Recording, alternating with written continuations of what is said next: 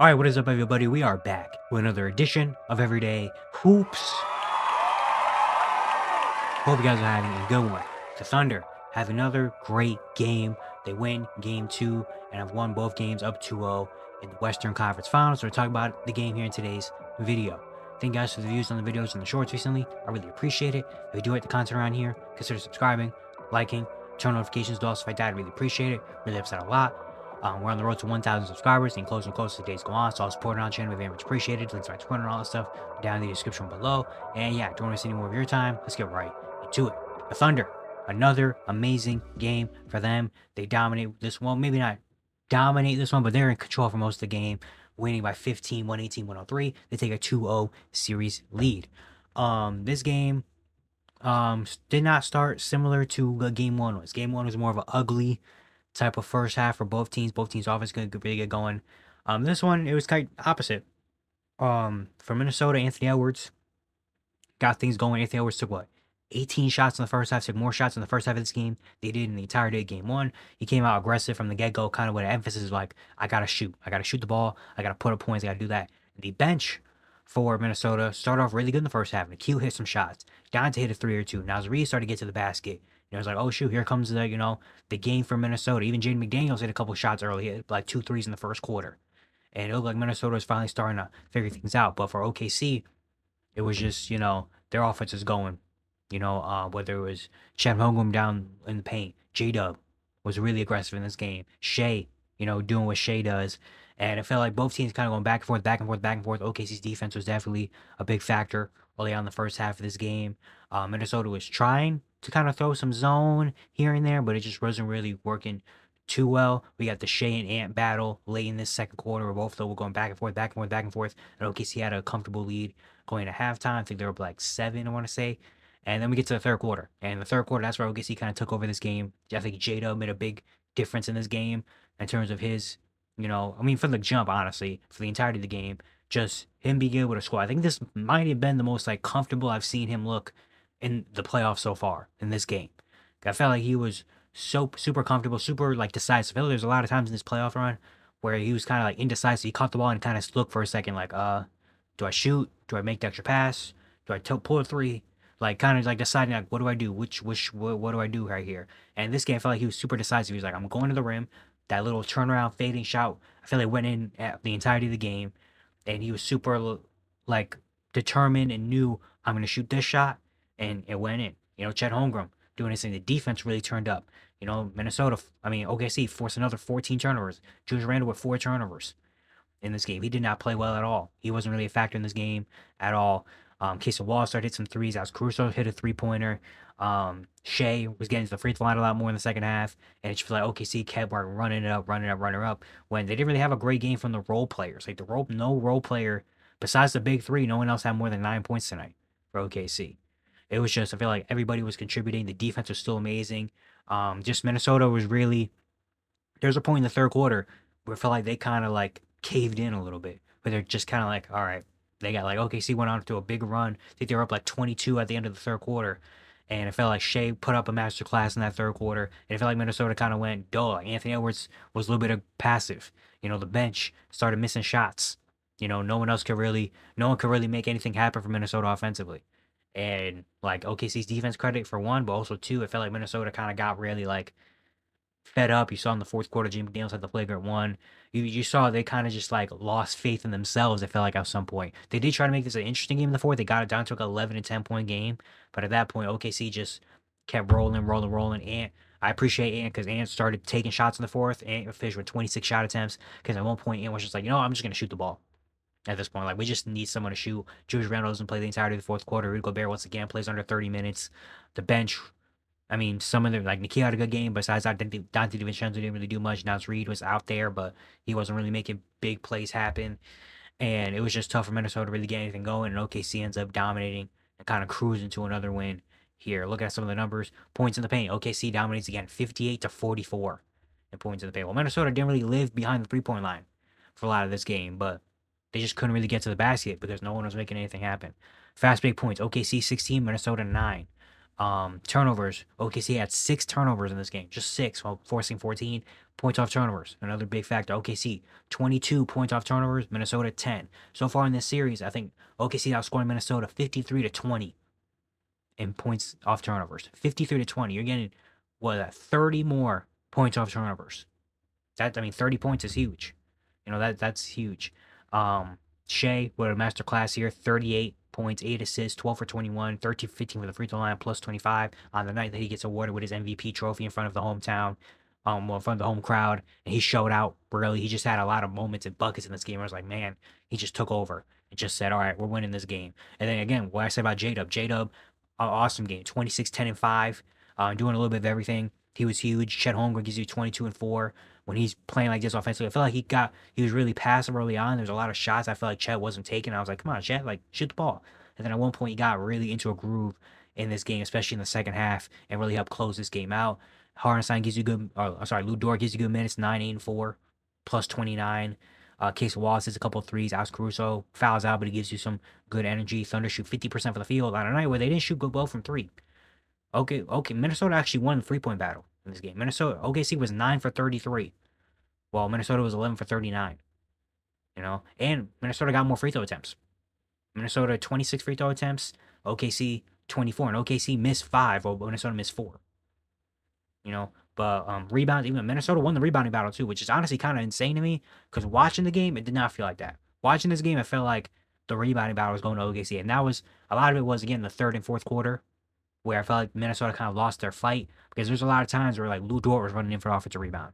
The ball would get, someone miss a shot and the ball would get loose, and instead of a Minnesota player going to get it, it would be like Case Wallace going to get it. Aaron Wiggins got one in the first half. There's a lot of time I feel like the loose ball possessions all went to OKC, and I feel like the hustle and the energy stats all went to OKC. Even though the numbers say Minnesota won the rebounding battle, if my eyes didn't see it. And then the assists, 30 assists for OKC. Almost everybody that played for OKC got an assist except for Kenny Hustle, who only played a minute and a half. But anyone, and Isaiah Joe had 1 in 3 minutes. But besides Isaiah Joe and Kenny Hustle, who didn't really play much, everybody else had at least 2 assists. Aaron Wiggins, 2 assists. Alex Caruso, 2 assists. Isaiah Hartenstein, 2 assists. Chet Holmgren, 2 assists. Case Wallace, 4 assists. Lou Dort, 4 assists. J-Dub, 5 assists. Shea, 8 assists. The ball was moving. Everybody was getting involved. I feel like, especially in the first half when Minnesota was going with that zone, there's a lot of times where it's like Alex Caruso or Chet Holmgren or J-Dub just getting into that middle of the floor in that free throw line area and just getting an easy shot. They're just starting to pick them apart, in that regard. And yeah, for Minnesota, Ant tries, gives you 32, 9, and 6. Tries everything he can. And Nikhil gives you 17 off the bench. Probably his best game of the playoffs so far. Jaden McDaniels has a solid offensive game, 22 points. But besides that, Julius Randle, 6 points, 4 turnovers. He had double the amount of turnovers as he did field goals made. He was 2 for 11 from the field in this game. There's a lot of times we just kind of look out of it, kind of look similar to New York Randle, where he just kind of looked out of it and wasn't really involved. He contributed, didn't play in the fourth quarter. Rudy Gobert, another game where he doesn't play in the fourth quarter. He had 5 points, 9 rebounds. Rudy Gobert has looked basically unplayable. Like I said it after my game 1, I was like, I'm surprised Rudy Gobert didn't play a lot more, because Naz Reid wasn't having a great offensive game and Chet had a really good fourth quarter and stuff. But then I kind of rewatched the game, and then I watched this game, and I'm like, you know what? I don't know how much Rudy Gobert could really play in this series. Like, he has not really done. Today at least he had 9 rebounds. He had 4 offensive rebounds at least in this game. So I guess that's a little bit of something. But like, he's just been like not really doing anything. On offense, we already know that on offense he's not going to do much. There's so many times where he could get easy possessions and get easy layups, but his offensive, he's limited offensively and can't really do much. Defensively, you would hope that something works, but again, there's lots. OKC was dominating points in the paint, game 1 and game 2.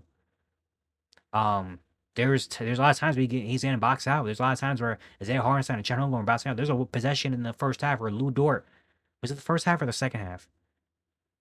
I think it was the second half, where Rudy Gobert had a rebound in his hand and Lou Dort just said no. And Lou Dort literally took the ball out of Rudy Gobert's hand.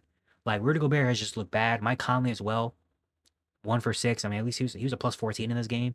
But Mike Conley also has not really provided a whole lot. At least out there, he's going to be a veteran leader, and he's going to get the people in place, so at least he can get minutes there. But those two have not really been a big factor.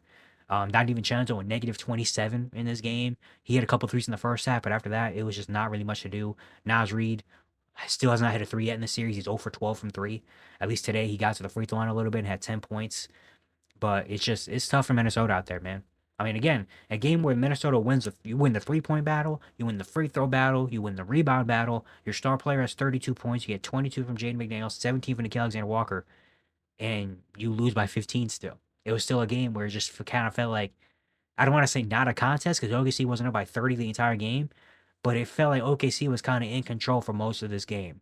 Like 98% of the game, it felt like OKC kind of like had it and was in control. And honestly, in this series, like I'm not saying the series is over yet with 100% confidence because anything could happen in the NBA. Like Minnesota come out and just have a crazy 3-game stretch, and all of a sudden the tides turn and injury could happen. I'm praying not. Like you never know what's gonna happen in the NBA. But I'm like 85 to 90% on the way of I think the series is kind of over.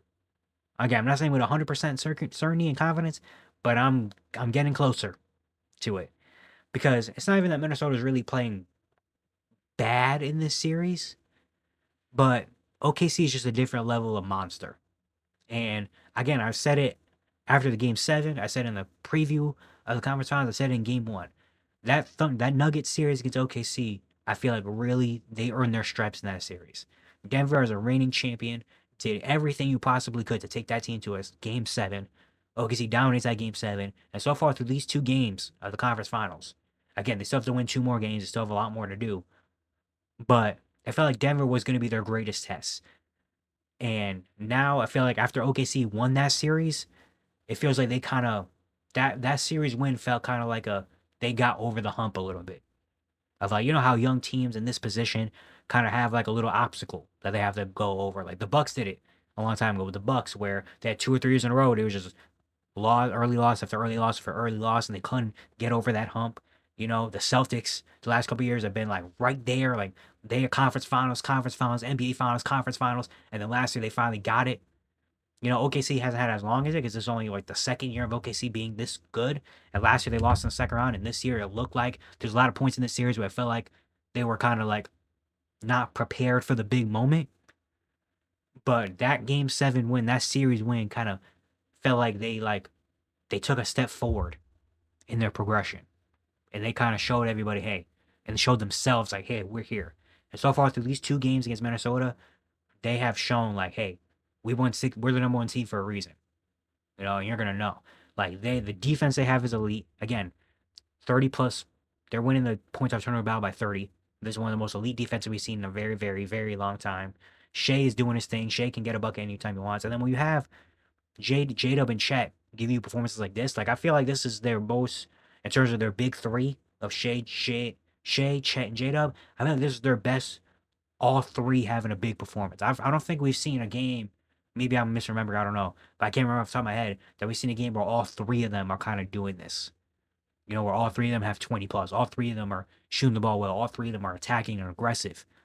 You know that. And then the role players they big up, even though like Case Wallace and Alex Caruso don't have insane stat lines. These are like normal stat lines, but just the impact they bring on the game is so huge. And then you have Lou Dort doing what he does defensively. Isaiah Hartenstein has been a big piece. Like this is a team that like they don't really like today. They shot 27% from the they didn't make 10 threes. They made 9 threes in this game. They shot 27% from 3. They lost a 3-point shooting battle. They lost a free throw shooting battle. They lost a rebound battle. And they won by 15. Like, even game 1 wasn't like a perfect game from them. You know, like they haven't really had like a perfect, like last like kind of I guess maybe perfect game you could say was game 2 against Denver where they won by 40. Like even game 7, it didn't start off perfect. It got good later. But they also, I feel like in that game, they didn't really shoot the ball super crazy from 3. Like they haven't really shot the ball really well from 3. It's not like they've been on a hot streak where Lou Dort like just shooting 50% from 3, or Case Wallace, Alex Caruso, or averaging 18 points per game off the bench, or Chet Holmgren's averaging like it's not like anybody's really playing like out of character for them, you know? And yet they're still kind of just running through Minnesota right now. Like Shea's doing MVP things. J-Dub and Chet have been good. The role players have been good. The defense has been great. And they're just kind of taking care of business right now. And that's why I tweeted this out. But you say, like, they're the NBA champions right now, man. I think they are. I don't know if any of these the other three teams can really put a stop or outplay the OKC Thunder in a full 7 game series. I really don't think they can. Again, I'm not saying 100% certainty that the series is over yet, but I'm very, very close to it. If the Thunder can do it again in game three, then, I mean, they're up 3-0, so basically you could say it's over. But I kind of just feel like no one's touching OKC right now. What they're doing, the confidence they have, the way they're playing on both ends of the ball, it's like that. Like, I don't think Minnesota's playing a horrible series. It's not like, well, some of their guys, like, their bench hasn't really provided a whole lot. The bench hasn't been great. Jules Randle had a really bad game. They do have two starters that haven't been good. So I guess maybe you could say they're playing kind of bad. But it's not like they're like, I don't even know how to explain it. OKC is just so good that feels like it makes you feel like Minnesota's a worse team than what it actually is. Like, I feel like if this was any other team and Minnesota's face off, if this was the Denver Nuggets, I think Minnesota it's probably a 1-1. Like, Minnesota probably wins game one. Maybe they win this game. I don't know. But because OKC, I feel like it's just a different level of monster and the way they play. Like, I don't really know what Minnesota can kind of do unless they have an out of character game where Ant has 35, Randall has 20 something, the Naz Reid, Dante, and Nikhil combined for like 12, 13 threes. Like, I feel like that's the only way Minnesota can win kind of games in the series is if they just get insanely high and have like they made 19, 20 threes in a game. It's kind of like what they did game one in the first round against the Lakers where everything just was going in. I feel like that's the only way they kind of can win a game in the series. Like, OKC is just a different level. They're playing really good. Everything's clicking for them. And if they keep playing like this, they should be able to get out of this series kind of quickly. And it looks like the Eastern Conference Finals is going to go, you know, down to the wire and going to be a long series so they can rest up and just sit back and watch those games, I guess. But OKC just looks like on a different level of dominant right now. But yeah, it's gonna be it today. Hope you guys enjoyed. Once again, if you enjoyed the content around here, consider subscribing, liking, turn notifications, doing all stuff like that. I really appreciate it. Really upset a lot. Once again, we're on the road to 1,000 subscribers, so I'll support our channel. Very much appreciated. And yeah, I'll see you guys tomorrow.